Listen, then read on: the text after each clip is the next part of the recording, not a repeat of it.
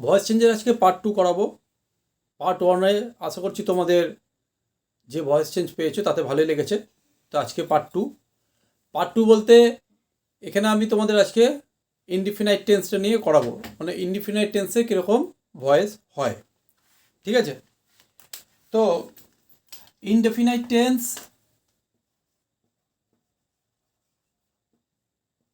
আমরা জানি তিনটে টাইমেরই হয়, একটা প্রেজেন্ট, পাস্ট আর ফিউচার। তিনটেরই ইনডিফিনাইট রয়েছে। এই তিনটে টেন্সেরই কিন্তু প্যাসিভ ভয়েস করার প্রয়োজন হয়। ঠিক আছে? তাহলে তোমরা কিভাবে এই তিনটের প্যাসিভ করবে সেটা তোমরা জেনে নাও, দেখে নাও ভালো করে, মন দিয়ে দেখবে। আশা করছি এরপর আর কোনো সংশয় থাকবে না। তো আমি প্রথমেই তোমাদের প্রেজেন্ট ইনডিফিনাইট টেন্স নিয়ে প্যাসিভ করাচ্ছি। Present indefinite.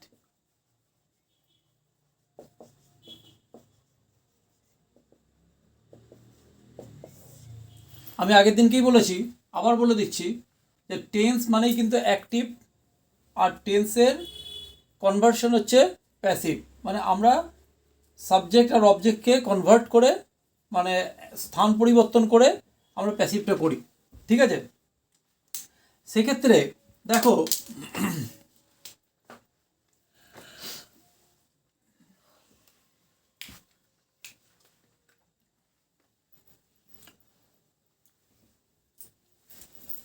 প্রেজেন্ট ইনডিফিনাইটে যদি টেন্সের আমি ফর্মুলাটা বলি, তাহলে কি আছে? Subject plus verb plus object. তাহলে যখনই সাবজেক্টে এই ভার্বের কথা চলে আসে, অবজেক্ট অথবা আদার ওয়ার্ড, ও দিয়ে অবজেক্টকে ডিনোট করছে, এস দিয়ে সাবজেক্ট, আর ও ডাব্লিউ দিয়ে আদার ওয়ার্ডকে। ঠিক আছে? তো এই ভি যে ভার্বটা বললাম, এটা যে মেন ভার্ব। তো সেক্ষেত্রে এইখানে ভিটাকে দু রকম আমার ভার্ব ইউজ হয়, একটা কি V1 আর একটা কি V5। V5 বলতে বোঝাচ্ছে যে ভার্বটার সাথে এস বা ইএস যোগ হয়, আর V1টা বোঝাচ্ছে যার সঙ্গে এস বা ইএস যোগ হয় না। প্রেজেন্ট ইনডিফিনাইটে সাবজেক্ট অনুযায়ী কিন্তু আমাদের এই ভার্বগুলো চুজ করতে হয়। যে সিঙ্গুলার যদি সাবজেক্ট হয় তাহলে আমরা V5 পাবো, সাবজেক্ট যদি সিঙ্গুলার হয়। আর সাবজেক্ট যদি প্লুরাল হয় তাহলে কিন্তু আমরা V1-এর সঙ্গে যোগ করব। ঠিক আছে? বা V1 এখানে নেব। এই হচ্ছে ফ্যাক্ট। এটা টেন্সের ফর্মুলা। এরপরে দেখো, তোমাদের যখনই এরকম কোনো একটা টেন্স দিয়ে দেবে বা অ্যাক্টিভ দিয়ে দেবে, সেখান থেকে তোমাকে প্যাসিভ করতে হবে। প্যাসিভের রুলস কি বলেছিলাম? প্যাসিভের মেন রুলস হচ্ছে তোমার যে বি ভার্ব প্লাস V3, মানে পাস্ট পার্টিসিপেল ফর্ম, এটা তোমার বসবে। এইটা দিয়েই কিন্তু প্যাসিভ চেনা যায়। তাহলে এখানে আমাকে বি ভার্ব আনতে হবে। বি ভার্ব কোনটা? V1 আর V5 যখনই থাকবে বা প্রেজেন্ট ইনডিফিনাইট টেন্স থাকবে, তার বি ভার্ব আনতে হবে। তার বি ভার্ব হচ্ছে, জেনে নাও, এটা মুখস্থ করে নাও, যদি না মনে থাকে মুখস্থ করে নাও। এখানে বি ভার্ব নেই, অতএব বি ভার্ব আমাকে আনতেই হবে। যেহেতু প্রেজেন্ট ইনডিফিনাইট টেন্স আছে, তাহলে এর বি ভার্ব হচ্ছে অ্যাম, ইজ, আর, এই তিনটে। ঠিক আছে? এর বি ভার্ব ভালো করে দেখে নাও, অ্যাম, ইজ, আর। তার মানে আমার অবজেক্টে যে যেরকম থাকবে, সিঙ্গুলার বা প্লুরাল, সেই অনুযায়ী এটা কিন্তু বসবে। আমি একটা এক্সাম্পল তোমাদের দিয়ে দিই। দেখো, যেরকম he sends me a letter. He sends me আর লেটার বলবো না, কারণ এটা রেগুলার ফর্ম আছে। He sends me letters. আমরা এখানে দেখতে পাচ্ছি এই লেটার্স হচ্ছে অবজেক্ট, আর মিও হচ্ছে অবজেক্ট, আর হি হচ্ছে সাবজেক্ট। ঠিক আছে? তাহলে এই দুটো অবজেক্ট আর এটা সাবজেক্ট। এইটাকে আমি দেখতে পাচ্ছি, একটু আগেই তোমাকে বললাম যে ভার্বের এস বা ইএস যোগ হলে তাকে বলবো আমি V5। তাহলে এটা V5 ফরম্যাটে রয়েছে। তাহলে V5 ফরম্যাটে রয়েছে, এটাকে আমি কি করব? V3 ফরম্যাটে নিয়ে যাব। কিন্তু তার আগে আমি বি ভার্ব ইনক্লুড করব কি অ্যাম ইজ আর এর মধ্যে, তাহলে কি হবে, তাহলে তখনই হবে এখানে অবজেক্ট নিয়ে চলে আসবো লেটার্স, লেটার্স যেহেতু লেটার্স বলেছি তাহলে প্লুরাল ভার্ব বসবে, আর বসবে, লেটার্স আর। দেখো আর যেই বসে গেল এই V5টা কিন্তু এবার কনভার্ট হবে কি V3-তে। লেটার্স আর সেন্ট, সেন্ট টি হয় সেন্ট, মিটা যেখানে ছিল সেখানেই বসবে মি, একটা বাই হবে, আর এখানে বসবে হিম, এইচের মানে হিয়ের অবজেক্টিভ ফর্ম হচ্ছে হিম, হি প্রোনাউনটা সাবজেক্টিভ আর এর অবজেক্টিভ হচ্ছে হিম। তাহলে এখানে ক্লিয়ার হয়ে গেল, দেখো যে যখনই প্রেজেন্ট ইনডিফিনাইট থাকবে তখনই অ্যাম ইজ আর এর মধ্যে কোনো কিছু একটা চলে আসবে, ঠিক আছে। এরপর যদি আমার পাস্ট ইনডিফিনাইট থাকে, মানে সিম্পল ব্যাপার, আমার এক্ষেত্রে V1 বা V5 থাকবে না, রুলস এই একই, রুলস হচ্ছে তোমার এই একই রকম, সাবজেক্ট থাকবে, অবজেক্ট থাকবে, আর এইটা হবে তোমার V2 মানে পাস্ট ইনডিফিনাইট। এবার পাস্ট ইনডিফিনাইট যখনই হবে তখন তুমি কি করবে, তখন তোমার অ্যাম ইজ আর হবে না, হবে কি এক্ষেত্রে ওয়াজ আর ওয়ার, WERE, এই দুটো হচ্ছে কিন্তু তোমার কি ফর্ম, মানে এই বি ভার্বটা তুমি পাবে, ফর্মুলা সেই একই, আমার বি ভার্ব থাকবে প্লাস V3 থাকবে। তাহলে সেক্ষেত্রে এখানে অবজেক্ট চলে আসবে, কি অবজেক্ট এদিকে চলে আসবে, অবজেক্ট চলে এলো, এটা কিন্তু অবজেক্টেই সাবজেক্ট হলো, এটার অবজেক্ট থাকবে না, হয়ে যাবে সাবজেক্ট তখন, ঠিক আছে। আমি বোঝার সুবিধার জন্য এটা অবজেক্ট লিখলাম, অবজেক্ট চলে এলো, তারপর অবজেক্ট যদি সিঙ্গুলার হয় তাহলে বসবে ওয়াজ, আর অবজেক্ট যদি প্লুরাল হয় তাহলে বসবে ওয়ার। তাহলে ঠিক আছে, তাহলে ওয়াজ অথবা ওয়ার বিভার্ব বসে গেল প্লাস দিয়ে, এরপর V2টা কনভার্ট হবে কি, বারবার বলেছি V3-তে কনভার্ট হয়ে গেল, আর একটা বাই বসলো, আর সাবজেক্টটা এখানে চলে এলো, সিম্পল ব্যাপার, ঠিক আছে। তাহলে আমাদের এরকমভাবে প্যাসিভ কনভার্ট হয়ে গেল অ্যাক্টিভ টু প্যাসিভ। হ্যাঁ, এবার আমি একটা এক্সাম্পল দিয়ে দিই, ধরে now I played football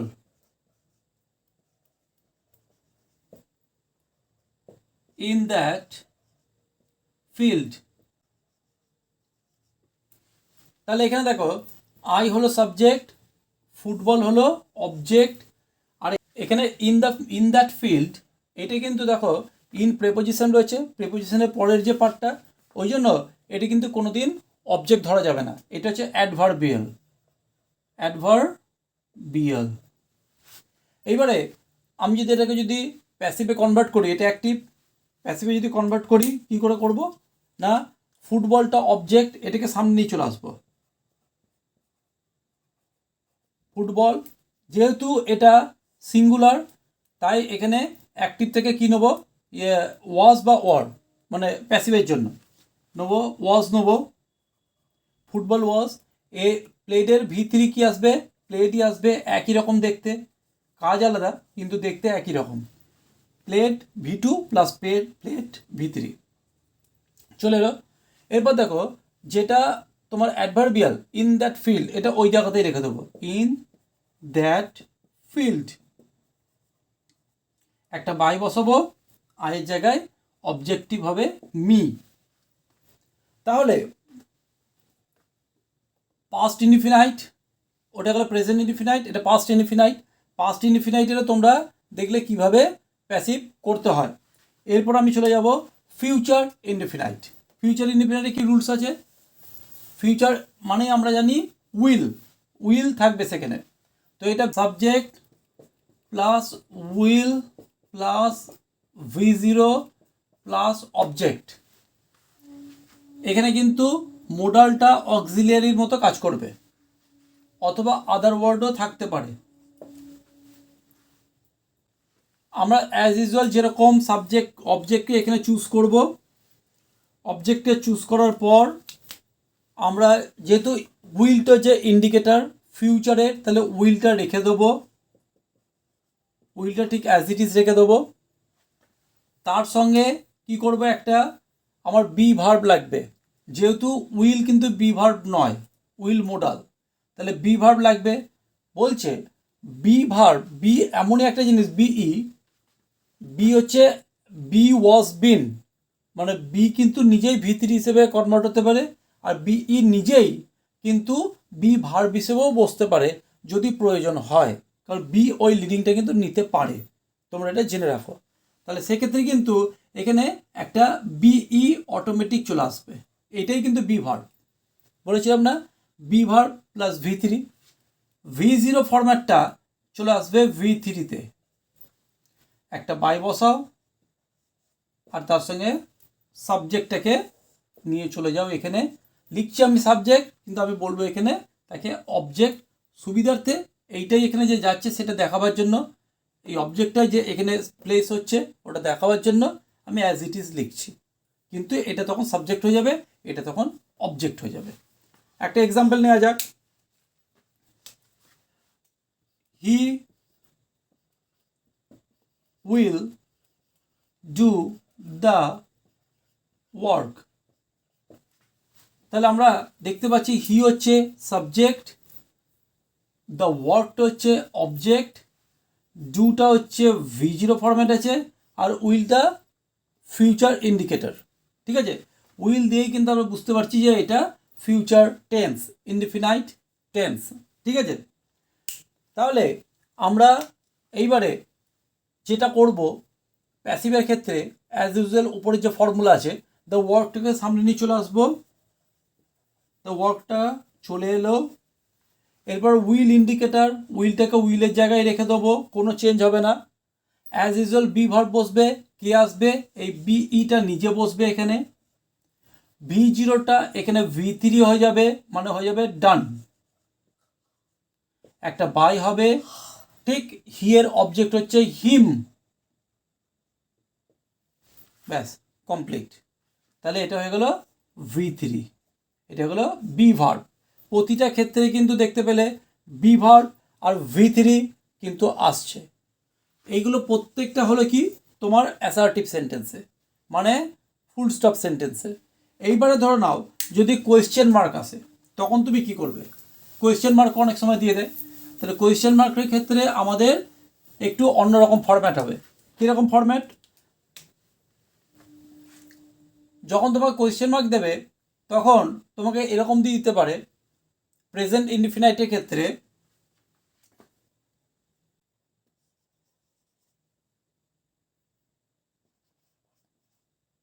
do you know me. তাহলে এখানে দেখো এই ডুটা কোথা থেকে এলো, কারণ ডুটা একটা অক্সিলিয়ারি, যে প্রেজেন্ট ইনডিফিনাইটে যখন আমরা কোয়েশ্চেন মার্ক তৈরি করি অথবা নেগেটিভ ফর্ম তৈরি করি, তখন এই নো থেকে বেরিয়ে আসে অক্সিলিয়ারিটা। কারণ নো কী ছিল? নো ছিল ডু প্লাস নো। এই নোটা ভি1 আর এই নোটা ভি0, মানে ভি1 ইকুয়ালটা আমি বলতে পারি ডু প্লাস ভি0। তাহলে এই ডুটা কিন্তু কোয়েশ্চেন মার্ক তৈরির জন্য এখানে বেরিয়ে এসছে। তোমরা হয়তো এই ফরম্যাটটা বুঝতে পারছো না, বা হয়তো জানো না, বা এটাকে হয়তো তোমরা অ্যালাউ করতে পারছো না, যেহেতু এই কনসেপ্টটা তোমাদের মধ্যে হয়তো ক্লিয়ার নেই, তোমরা হয়তো অন্যরকমভাবে পড়াশোনা করেছো। তোমরা হয়তো ভাবছো যে এখানে ভি0টা কোথা থেকে আসছে, কিন্তু বিশ্বাস করো আমি যখন করাচ্ছি এটা, তাহলে এটার কিন্তু অস্তিত্ব আছে। এরকমভাবে করলেই কিন্তু তোমরা যে কোনো জিনিসকে বা গ্রামারকে এরকমভাবেই বুঝতে পারবে, এবং অ্যাটলিস্ট কাউকে তুমি ভালো করে বোঝাতেও পারবে। ঠিক আছে, তাহলে আমরা এবারে এর কনভার্ট করব। জানি যে যখনই আমরা বি ভার্ব লাগবে, বি ভার্ব কী পাবো? আগেই বলেছি প্রেজেন্ট ইনডিফিনাইটের ক্ষেত্রে বি ভার্ব হচ্ছে অ্যাম, ইজ, আর। তাহলে যখন আমি এরকম কোয়েশ্চেন মার্ক দেখব, ডু অথবা ডাজ, ডাজ নিয়ে আমি দেখাচ্ছি, কারণ প্রেজেন্ট ইনডিফিনাইটের দুটো ভার্বকেই আমাকে কিন্তু অ্যালাউ করতে হয়। তো এইখানে আমি যদি ডু যখন বসাবো বা ডাজ বসাবো, প্রতি ক্ষেত্রেই কিন্তু অ্যাম, ইজ, আর এই ডু এর জায়গায় বসবে। কেন? কারণ এখানে মিটা হচ্ছে তোমার অবজেক্ট, ইউটা হচ্ছে সাবজেক্ট, তাহলে মিকে আমি বিচার করব, তাহলে মিকে বিচার করলে আমার কি আসবে এখানে অ্যাম, তাই তো। তাহলে এখানে শুরু করব কি অ্যাম দিয়ে, তারপর কি আসবে আই, এম আই। নো এর কি V3 ফর্ম নোন। ভালো করে দেখো, এই নোন যখনই বসবে তখন আর কিন্তু বাই হয় না, নোনের সঙ্গে টু, নোন টু, একটা নাম আছে না নন্তু, সেরকম মনে হবে known to, non plus two, known to, নোনের সঙ্গে কিন্তু বাই হয় না, নন টু, নো নো থাকলেই নন টু, ঠিক আছে। তো আই, এম আই, নন টু, এবার এখানে ইউ, অবজেক্টটা বসে গেল, কোয়েশ্চেন মার্কটা দেবে। জেনে রাখো ভয়েসের ক্ষেত্রে যদি কোয়েশ্চেন মার্ক না দাও তাহলে কিন্তু পুরোপুরি 0 মার্কস পেয়ে যাবে। নেক্সট আর একটা দেখি এক্সাম্পল, ডাজ, এটা প্রেজেন্ট ইনফিনাইটেরই কিন্তু ডাজ দিয়ে মানে V5 দিয়ে, does E complete the work, question mark দিলাম। তার মানে এইখানে দেখতে পাচ্ছি দ্য ওয়ার্কটা হচ্ছে তোমার কি না অবজেক্ট, আর হিটা হচ্ছে সাবজেক্ট, আর যেহেতু ডাজ আছে মানে প্রেজেন্ট ইনফিনাইট V5 রয়েছে, এটা V5 ফরম্যাট, তাহলে অবশ্যই এখানে আমরা অ্যাম ইজ আর এর মধ্যে কোনো একটা নিয়ে নেব। কি নেব, যেটা খুশি তো নিতে পারবো না, আমরা নেবো কি দ্য ওয়ার্কটার রেসপেক্টে, কারণ অবজেক্টের এইদিকে আসবে, তাহলে কি হলো দ্য ওয়ার্কটা সিঙ্গুলার, তাই ইজ নেবো, তাহলে ইজ দ্য ওয়ার্ক হয়ে গেল। এরপর কি কমপ্লিটেড, V3 ফর্ম হচ্ছে কমপ্লিটেড, কমপ্লিটেড বাই, হিটা চলে যাবে এখানে অবজেক্টিভ, হিম হিসেবে একটা কিন্তু কোয়েশ্চেন মার্ক পড়বে। তাহলে দেখতে পেলে বি ভার্ব বসলো, অবজেক্ট চলে এলো এখান থেকে, V3 বসিয়ে দিলাম, আর বাই দিয়ে সাবজেক্ট ওইদিকে চলে গেল অবজেক্ট হিসেবে। এটাই কিন্তু ফরম্যাট, তোমরা কিন্তু এইরকমভাবে ইন্ট্রোগেটিভ সেন্টেন্সেও করতে পারবে। এবারে ডাজের ক্ষেত্রে কি ম্যাটারটা হলো, তাহলে ডাজ এই কমপ্লিটটা কি, কমপ্লিটটা কিন্তু এখানে V0 ফরম্যাটেই রয়েছে। কেন, কারণ যখনই ডাজ এসছে, ডাজ আসা মানেই কিন্তু এখানে V0 ফরম্যাটে ছিল, ঠিক আছে। কমপ্লিট মানে হচ্ছে, এটা যদি কমপ্লিটস হতো, খুব ভালো করে বুঝতে পারো দেখো কমপ্লিটস, কারণ ডাজ না বসলে কিন্তু এটা কমপ্লিটস হতো। তাহলে কমপ্লিটস মানে কি, এখানে রয়েছে কি ডাজ প্লাস কমপ্লিট, তাহলে এই কমপ্লিটটা কি, এই কমপ্লিটটা মোটেই এই কমপ্লিটটা, আর যদি আমি এই ডু ফর্মের কমপ্লিট যদি হতো একই হতো তাহলে কিন্তু আমি বসাতে পারতাম না। তাই এই কমপ্লিটটা কিন্তু হচ্ছে V0, ডাজ প্লাস V0, ওই জন্য বললাম যে V0-র অস্তিত্ব আছে। আস্তে আস্তে তোমরা বুঝতে পারবে যত আমি আরও ডিপে ঢুকবো। এরপর আমরা চলে যাব কি future indefinite, past indefinite, past ইনডিফিনাইটে ইন্ট্রোগেটিভ। পাস্ট ইনডিফিনাইটে কি হয়, পাস্ট ইনডিফিনাইটে তোমার ডিড আছে, তাহলে did he complete the work, question mark, তাহলে এখানে ডিড দিয়ে পাস্ট টেন্স বোঝাচ্ছে V2 এটা, তাহলে এইটা কিন্তু V2 নয়, অ্যাকচুয়ালি হচ্ছে এটা হচ্ছে অক্সিলারি। কেন, কারণ এই কমপ্লিটটা কিন্তু ছিল কমপ্লিটেড, কমপ্লিটেড, এইখান থেকে ডিড বেরিয়ে এসছে, যেই ডিড বেরিয়ে এসছে তখন এই কমপ্লিটেডটা হয়ে গেছে কমপ্লিট।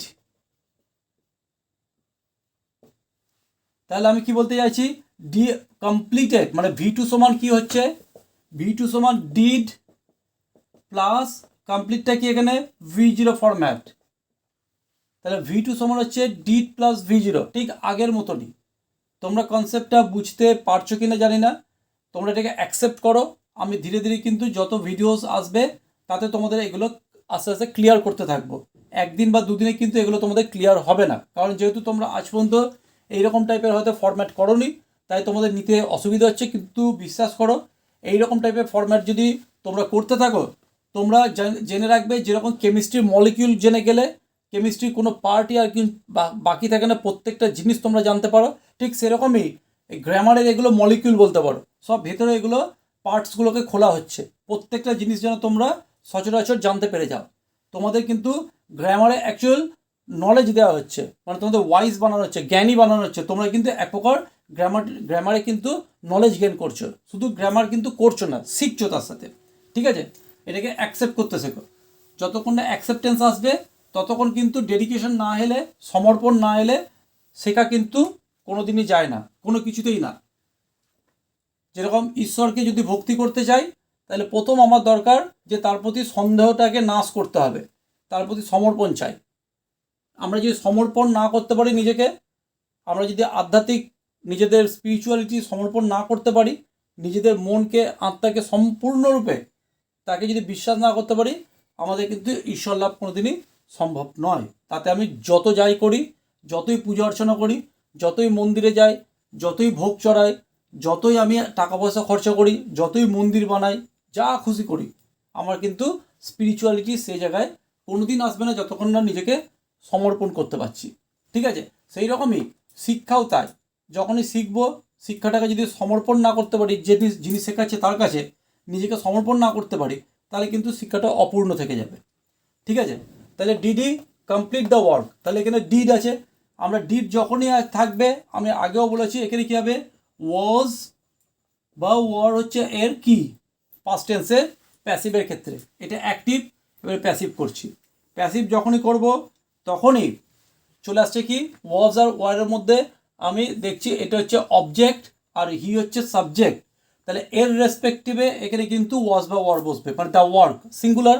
তাহলে আগেই আমি ওয়াজ বসাবো, ওয়াজ কার জায়গায় বসাচ্ছি, ডিডের জায়গায়। ডিড যেখানে বসাতাম সেখানে ওয়াজ বসাচ্ছি, একদম সিম্পল ব্যাপার।